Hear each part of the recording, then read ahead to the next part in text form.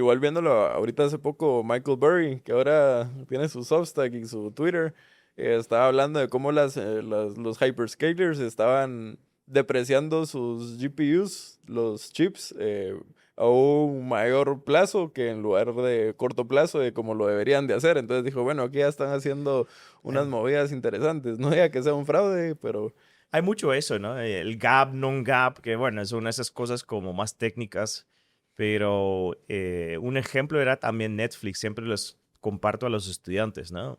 O sea, si ustedes piensan, bueno, ¿cuál es la vida útil de una serie? ujú, Bueno, entonces dice, bueno, una serie popular, la gente la agarra este fin de semana y ve todos los episodios. Entonces, en realidad no es un activo a largo plazo, ¿verdad? O ujú. sea, en 3 años va a ser otra serie, otra temporada, otra cosa que está de moda. Pero ellos lo contabilizan como si tuvieran vidas bastante largas, ¿no? Y eso no aplica a todo el contenido. Puede ser cierto en algunas excepciones, que sé yo, el Lion King, la gente lo ve en casa Ujú. Sí, y lo ve 10 años después otra vez y luego otra vez. Pero sí. la mayoría de cosas, la vida útil es muy reducida. A contabilizarlo a largo plazo, las ganancias Ujú. son más altas de lo que realmente deben ser. Igual, aunque sea un éxito, el caso concreto de La Casa de Papel. Yo me recuerdo en pandemia que todo el mundo estaba encerrado, salía y bueno, ya estábamos encerrados, no te podías encerrar. Pero miran todos los capítulos un fin de... Ah, o creo que salió uno a la semana. Pero igual fue un éxito. Eso no quiere decir que el día de hoy alguien vaya a pagar Netflix para ver La Casa de Papel. Exactamente ese tema de los tiempos. Pero es más como, no sé si ustedes vieron esto, pero eso fue en 2020, Casa de Papel, por Sí, ahí. sí, Entonces, ¿cuántos de nosotros estamos en casa? Todos. todos. Todos. Entonces, todos tenemos tiempo de sobra para ver. Se ve mucho en YouTube, por ejemplo, bueno, en otros podcasts, ¿no? No más podcasts, pero YouTubers. Y estos les fue muy bien. Y empezaron a meter pisto a la onda porque decían, puchica, tengo Ujú. 20,000 vistas, 200,000 vistas, 2 millones de vistas. Empezaron a meter dinero a eso. Pero claro, nosotros volviendo de la pandemia, regresando a la vida normal, pues ya no vemos tanto, ¿verdad? O hay Sí. mucha competencia. Y ellos hicieron un montón de inversiones que no valen para absolutamente nada. Entonces hay esas cosas financieras en medio que a mí, honestamente, me tienen fascinado. Siempre el lado financiero.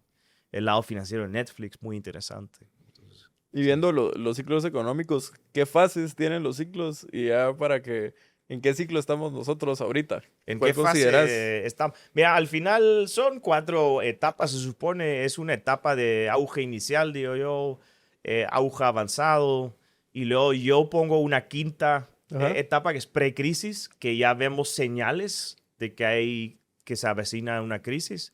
Luego la fase de liquidación, que es la crisis, ¿verdad? Despidos, quiebras, movemos recursos de unas industrias a otras. La gente no puede dimensionar bien esto, pero en España en un año, en este ciclo que va al 2008, construyen más casas en toda España que en todo el resto de la Unión Europea. Entonces dice, bueno, ¿por qué? Porque hay tantos españoles y buscan vivienda. No, fue por una burbuja. Y entonces, ¿qué pasa después? Pues tienes ciudades fantasmas, tienes bienes raíces vacíos, desocupados.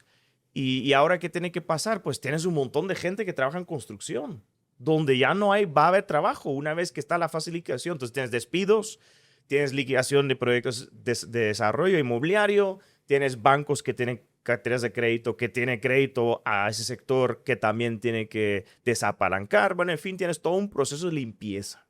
Es como la goma del ciclo económico. Es cuando nuestro cuerpo nos está como tratando de limpiar los pecados de antes. Y luego hay una fase de recuperación final, ¿no? Donde termina el ciclo económico y podemos ver si hay un nuevo ciclo económico o no. Son las fases. ¿En qué fase estamos ahorita?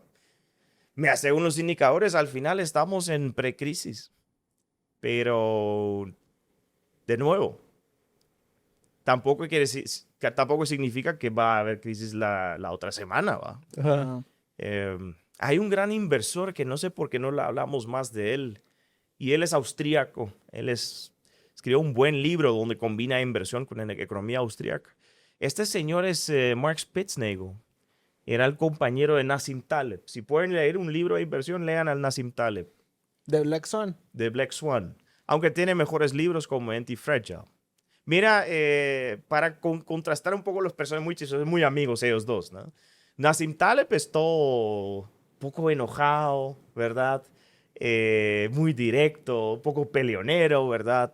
Es un tipo que se agarra a pelear con otras personas, alguien con bastante agresivo en el trading y también en sus escrituras. Y luego tenemos a Mark Spitzer, que hacía como yoga en su casa, ¿verdad? que era meditación, que no sé qué, tipo más pacífico del mundo. Pero los dos eran socios, curiosamente. Y Mark Spitzer creó un libro sobre esto, sobre el ciclo económico y la economía austríaca. Entonces, sí.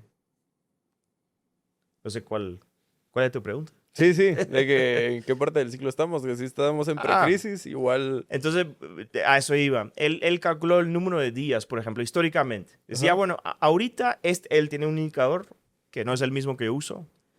De hecho, parte de mi trabajo era tratar de complementar el buen trabajo de él con la curva de rendimientos. Él tiene un indicador que es el Equity Q Ratio, que dice si la bolsa está cara o si está barata. Ajá. Y luego él tiene un estudio, decía, bueno, claro, dividimos el mundo en 4 canastas, ¿verdad? Cuando este indicador está muy alto y muy bajo. Y después vemos qué pasa con los retornos en la bolsa. Necesitamos alto o bajo y después vemos los retornos en la bolsa. Y él se da cuenta de algo. Dice, cuando este indicador está muy alto, los retornos en la bolsa son muy bajos o negativos en los siguientes 12 meses. Si estamos aquí, los retornos en la bolsa van a ser muy bajos. Pero además calcula el número de días hasta que ocurra la caída bursátil. Entonces dice, bueno, si el indicador está alto, ¿cuántos días hasta que esta cosa truena y esta cosa estalla? Y es bien interesante porque creo que sale algo así como, no sé, 1 año y medio, 2 años. Entonces en esos tiempos tiene que pensar, ¿no? En otras palabras, ahora podemos estar en la fase de precrisis, pero las señales están señalando eso, pero no significa que dentro de una semana pueda haber una crisis. Puede ser 1 año, puede ser 2 años, puede ser 3 años. Y ahí viene más el arte de la inversión, donde la academia ya no nos puede ayudar. Sí. Sí, y agregando a eso, indicadores que he visto que me parecen interesantes, que hay una gráfica en la página de la Fed que casi siempre que bajan las tasas de interés viene una recesión después. Hemos visto también ahorita los reportes de que ha habido desempleo, o sea, que ha habido más desempleo de lo esperado y que la inflación otra vez está subiendo más de lo esperado. Entonces no son indicadores muy positivos. No. Pero ¿sabes qué? Te voy a decir algo y no es para criticar los indicadores que dijiste porque pueden tener información y información muy interesante. Pero es como lo que decía Nassim Taleb, como de que hay 2 como adicciones muy malas, ¿no? Al azúcar, creo que dice, y a los periódicos y las noticias de día a día. ¿Qué pasa con esas noticias? Nos perdemos de una visión más integral de lo que está pasando, ¿verdad? Como los indicadores realmente pueden contener mucho ruido. Entonces, la idea básicamente de él es, cuando nos enfocamos mucho en el día a día, todo lo que creemos que es información que nos llega, en realidad es puro ruido, ¿sí? Porque tú dices, bueno, digamos, solicitudes de desempleo en Estados Unidos, 2 semanas terribles. Entonces, seguramente está señalando algo malo. Bueno, siguientes 3 semanas, buenas. Luego 1 semana mala. Entonces, en efecto, ahora estás creyendo que tienes algo de información cuando en realidad es puro ruido. Y él dice, cuando uno lee las noticias, no estoy diciendo que no hay que leer las noticias, pero hay que abstraerse del día a día. Por eso gente como Warren Buffett o Benjamin Graham decía que tenías que revisar la cartera cada mes o cada trimestre y no cada día porque te vuelves loco. Sí. Y tú crees que, mira, hay información y no es información, es puro ruido. Y el mejor ejemplo de esto, y lo he aprendido a lo largo de los años, es cuando tú lees un periódico hablando de la bolsa. Es una farsa. O sea, puede ser que en la mañana sube y te dicen, sube la bolsa porque puso aranceles. Y luego 2 horas después resulta que la bolsa no está subiendo, está bajando. ¿Y qué hace el periódico? Cambia el titular. Bolsa cae porque subió aranceles. Dice, bueno, al final eso es puro ruido. Y es más, cuando hay movimientos en el mercado, nosotros no conocemos los motivos de compra y venta de los compradores y vendedores. Entonces tenemos un montón de periodistas que se viven de especular sobre supuestamente lo que pasa cuando en realidad no tenemos ni puñetera idea. Y entonces hay que pensar en este concepto, ruido, información. ¿Qué es lo que me llega? Y eso no solo aplica a las inversiones, francamente. ¿Qué es lo que me llega? ¿Cuánto es información y cuánto es ruido?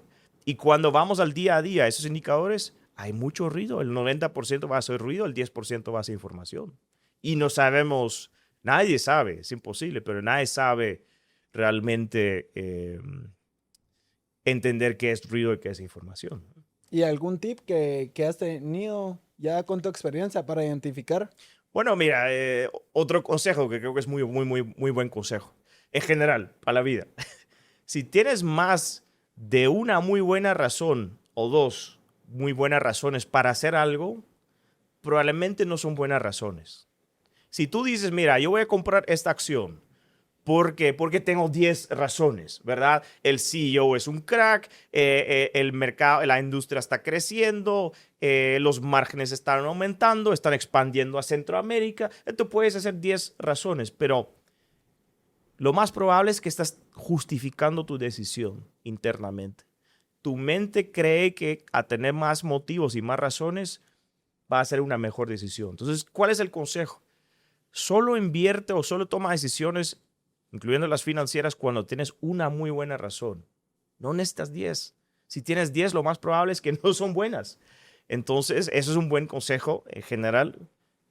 Pasa mucho con las empresas, ¿verdad? Porque nos imaginamos un montón de cosas, pero también con las decisiones personales. O sea, si me tengo que mudar a algún lado, pues si tengo 10 razones, lo más probable es que me estoy convenciendo yo a mí mismo que sea una buena decisión sin entender si realmente es una buena decisión o no. Sí. ¿Y algún ejemplo aplicado en las inversiones que tuviste que separar el ruido y decir, esta es mi decisión convencida? Ser contraria. Ajá, Sí, contraria. bueno, yo era muy contrarian, de hecho. Mucho más contrarian que el value típico. Yo, eso lo saben muy pocas personas. Yo fui a Rusia antes de que tomaron la Crimea, por cierto. Por si de Ucrania es mucho después. Cambia mucho el régimen ruso también. Pero Rusia era un mercado muy impopular. La bolsa de valores era muy impopular. Yo fui a Rusia, me gustó lo que vi y empezamos a invertir en la bolsa de Moscú. Y habían 2, 3 empresas.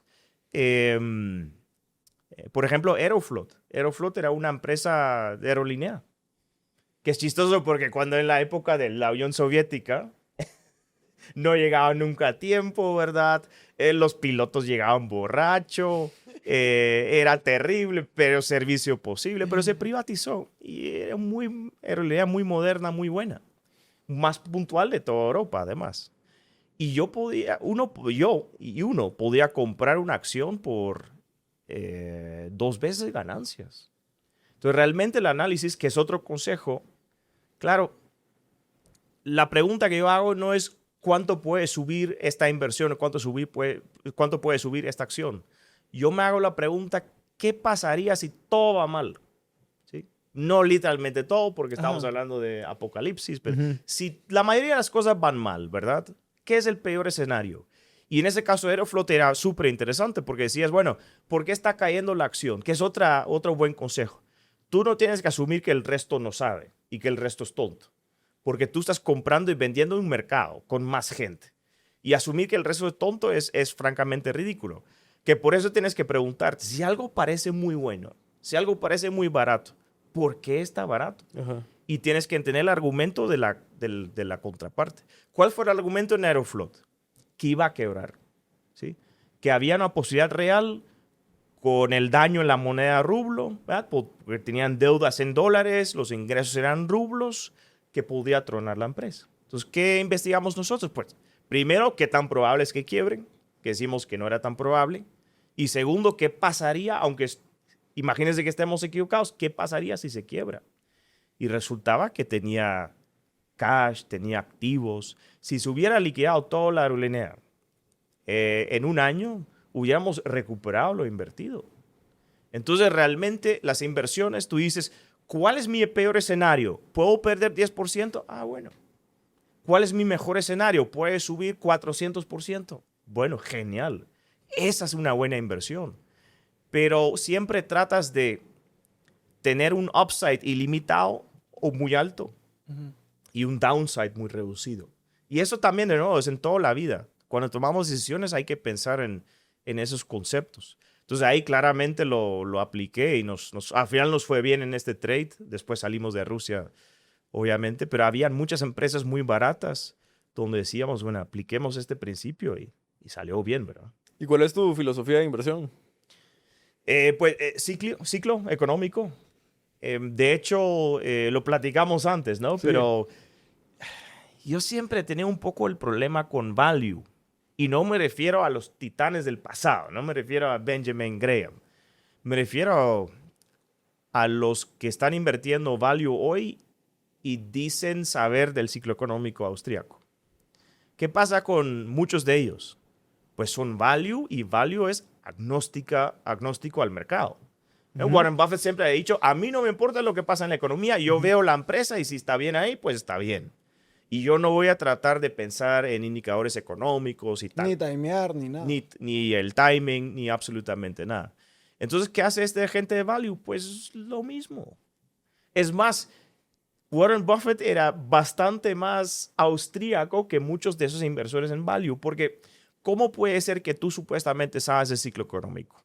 Y en la noche, un poco antes de la crisis de 2008, tú tienes el 90-95% invertido en acciones. Y esas acciones caen 30-40%. Entonces, ¿cuál es la ventaja sobre alguien que dice, sí, yo uso el ciclo económico cuando realmente no lo está usando?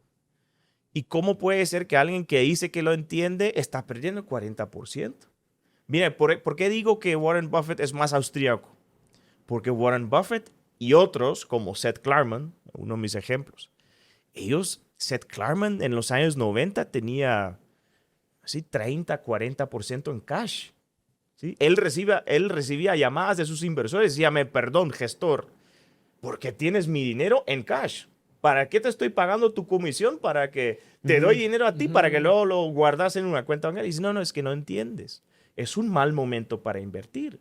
Y tú me estás pagando para proteger y crecer su capital. No importa lo que pasa hoy, lo que pasa es, lo que realmente importa es el resultado después de 5 o 10 años. Y le fue de maravilla, pero Warren Buffett igual. Cuando Warren Buffett dice que no hay inversiones, lo que hace es acumular cash. Como ahorita. Sí. Entonces es más austríaco que muchos de los values. ¿Cuál es mi crítica al value? Pues yo nunca me he sentido 100% contento con no combinar bien la teoría del ciclo con value. ¿Qué son otras estrategias? Pues, por ejemplo, lo que hace Mark Spitznagel, que es una estrategia que dice, bueno, vamos a comprar derivados, opciones put, por si cuando caiga el mercado. Porque si yo creo que vamos a repetir el 2008, no sé si va a ser hoy, si va a ser mañana, si va a ser un año de aquí. Pero es más, no sé si ustedes conocen, y para los que están en casa, por favor, sean curiosos y busquen. Hay un señor que conocí yo personalmente del Medallion Fund. Es probablemente el fondo de inversión más exitoso de la historia. Estos tenían un retorno superior a 100% en el 2008. O sea, una locura. Y en los demás años también les fue muy bien. Es decir, les fue bien cuando a todo el mundo le iba bien y les fue muy bien, muy bien cuando a todo el mundo le iba mal. Y entonces esta estrategia de derivados es opciones put. Caiga al mercado, esas opciones put valen mucho. Entonces tú dices, bueno, esto tiene sentido para mí, ¿verdad? Si yo creo que hay indicadores de que hay una crisis económica, pues ¿por qué no hacer esto? Y proteger el capital. Es más, Mark Spitznagel, y creo que tiene mucha razón, dice, cuando tú tienes esta protección, ¿no? Estas opciones, tú puedes tomar más riesgo, ¿sí? Porque tienes el seguro ahí. Entonces mi pregunta es, ¿el value realmente es austríaco? Hay gente que combina el ciclo económico con el value, muy pocos. y los que dicen que lo hacen menos que el legendario Warren Buffett y Seth Klarman, por ejemplo. Y luego hay cosas interesantes que realmente nadie está vinculando necesariamente con el ciclo austríaco.